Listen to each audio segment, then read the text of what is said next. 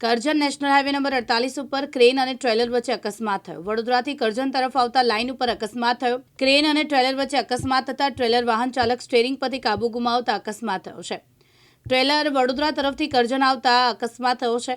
Trailer વાહન ચાલકે steering પરથી કાબુ ગુમાવતા બીજી લાઇન ઉપર ઉતરી ગયો હતો। ટ્રેલરનો વાહન ચાલક ડ્રાઈવર ગાયબ થયો છે। કરજણ હાઈવે નંબર 48 ઉપર ટ્રાફિક જામ સર્જાયો હતો। અકસ્માત થતા કરજણ પોલીસ તેમજ L&T સ્ટાફ દોડી આવ્યા હતા।